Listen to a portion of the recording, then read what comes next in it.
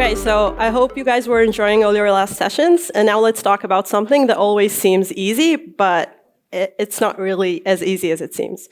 So what are we going to talk about in the next 15 minutes? We'll start off with a brief overview of Nielsen's data architecture, and we'll talk about how and when we use to access logs. We'll then go into a deep technical dive into the solution that we've designed to actually make log search easy. Some main obstacles, because every solution has to have an obstacle, some pretty Kibana charts, and to top it all up, some future add-ons. But first and foremost, the most important thing, who am I? So who am I? I'm Simona, I'm 29 years old. I've been dealing with data for the past 10 years now, which feels like a lot. I'm a big data engineer at Aidoc, but I did work at Nielsen until a couple of months ago, so this is totally based on a true story. I love music, I love traveling, and I love Japan. So this is basically me in a picture. So when you look at Nielsen's data architecture, I think the first thing that really pops up is Spark. And Spark is really the glue, the core of this architecture. More than 50 terabytes of data, billions of events flow into this architecture daily, and Spark is responsible for the deserialization, enrichment, aggregation, and eventually for storing the data in all of these different data stores, each serving a different purpose, a different application. And so I think a big job of, if you work at Nielsen as a data engineer, a big part of your job would be just developing and maintaining these big Spark, Apache, bad jobs, and streaming application. And it's really important to mention that at the time we were running Spark on what was, or maybe still is, one of the most popular ways to run Spark, which is EMR. So, before we start our discussion about how we used to access logs, I think it's really important to talk about when we access logs. And we access logs in one of two cases. So the first one will be when you just launch a new Spark application, and you just want to follow it up, right? So you want to access your logs. And then the second one would be if you have a production issue, and you might know that the problem is with Spark, or you don't, but you just want to access your logs. And in both of these cases, time is an essence. So now let's talk about how you actually access Spark logs when you run it on EMR. And you have three main ways, right? So the first one would be just SSHing to the relevant EC2 server. So as we know, Spark is running several components. We have the drivers, we have the executors, and each one of these is outputting its logs to a different log file. So when you actually choose this method, you have to find the relevant EC2 server, SSH to it, find the relevant log file, decompress it, start searching it, and just hope that whatever you're looking for is in there. If you're tired of that way, you can always access your logs in a more centralized manner, right? You can access them through the Yarn UI.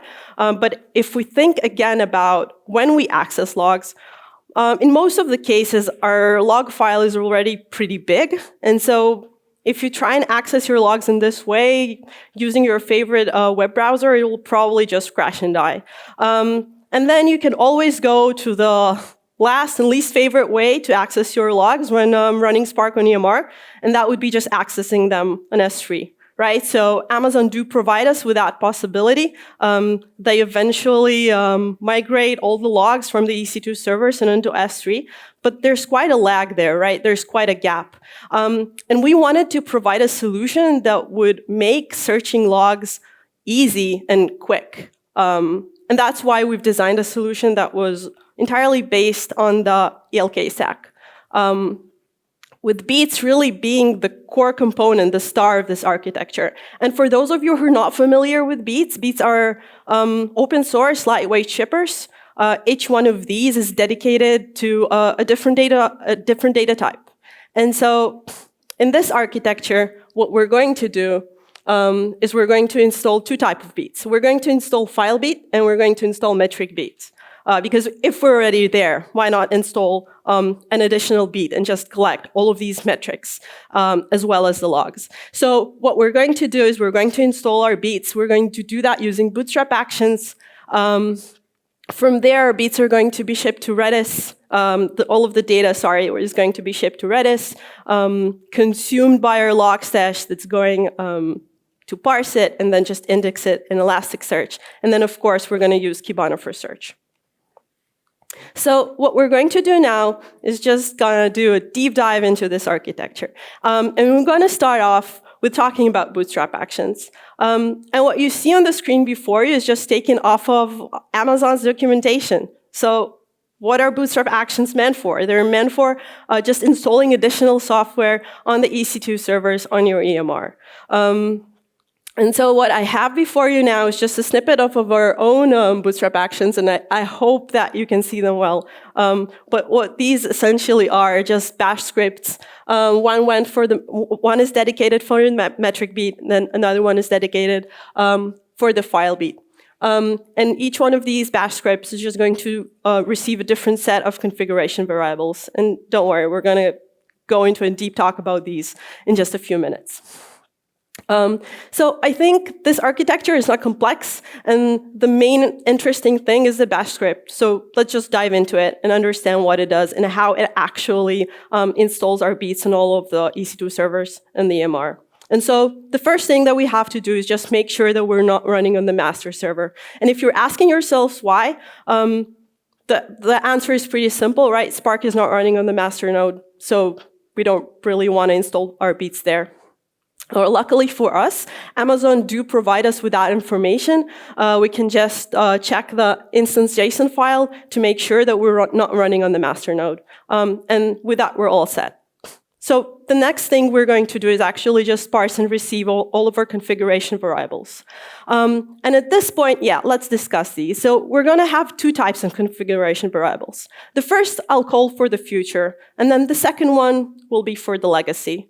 So what are these for the future variables, you're asking yourselves? It's all of these variables that will make just searching logs in the future easy. So that will be anything like team name or flow name, anything that you can enrich your logs just to make that search really fast in the future. And so to understand the legacy variables, we actually have to talk about Nielsen's data team. So I think as many organizations, Nielsen's data group just started with one data team, and it grew up to be 3 data teams.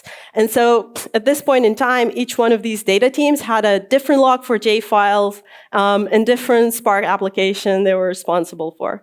And so instead of actually, forcing engineers into putting more into changing their log4j files, we said, no, that's fine. You don't have to change anything. We know that you don't want to do that. So we're going to provide you with a way. We're going to provide you with a possibility to just custom configure your beats in a way that will fit your own log4j files, your own logs. And that's why we have things like log name or regular expression. So now that we're done with understanding our configuration variables, what we're gonna do is just wait for HDFS and JDK to be installed on the server. And if I can take you back to my slide about what are Bootstrap actions, you can see that Amazon, although they're meant and they provide you with the possibility to install additional software on your EC2 servers, that actually your Bootstrap actions run before all of the additional software that Amazon is installed. So your Bootstrap action runs first. And so that's why we actually have to wait and see when Amazon install all the things that we actually need in order for our beats to run and in order for our file system to exist. So that's a pretty dumb way to check it, but it works. So with this, we're pretty much done. So what we're going to do now is just download our RPM file off of the Elastic website and install it. So what is left? What do we have to do now? What we have to do now is just create a custom configuration file for our beats. And so we've created something that we coined our template YAML file. And we're going to edit that template file with all of our configuration variables using a simple sed command. And if we actually take a look at that configuration file, I just want to draw our attention to 2 things. So the first one will be the EMR cluster ID. So that's the type of configuration that I talked about before when I talked about the future. And that's information you can actually just extract off of your EMR. That is also information that Amazon provide. And imagine how simple it would be if you could just search your logs using that EMR cluster ID. And then the second thing I want to draw your attention to would be just the multi-line pattern. So that's exactly that type of configuration variable we were talking before when we talked about the legacy. So with this, we're going to provide our data engineers with a custom way to configure their beats. Cool. We're going to install metric beat in the exact same way, so there's nothing to discuss here, really. So with this, our architecture is done. It's really easy. There's no extra configurations that you have to put your log stars through. All of these things work natively together. But I talked about obstacles before. So what would be the main obstacle in this case? And the main obstacle in this case would definitely be data engineers. And I think data engineers suffer from a lot of similar things as just regular engineers suffer from. They would go like, nah, all this good. I like SSHing to my servers and searching for my logs. I don't want to do that additional work of configuring Bootstrap actions. But eventually, we overcame this hurdle, and so we started connecting all of our Spark applications to this architecture, and all was good. So now for some fun parts, right? So what I have here before you is just a simple Kibana chart that shows you how many warning messages you had, how many error messages you had. And you know, this is nice. Like, I really like charts. I really like visualizing data. That's really cool. But for me, the real star is this. So this is our log message, right? And this is actually what we were aiming for. This is our log line. Everything else is a bonus. We have a lot of extra information here. We have the EMR cluster ID. We have all our tags, right? Everything else is a bonus. Everything here is just to make searching your logs and getting insights from there a lot more easy.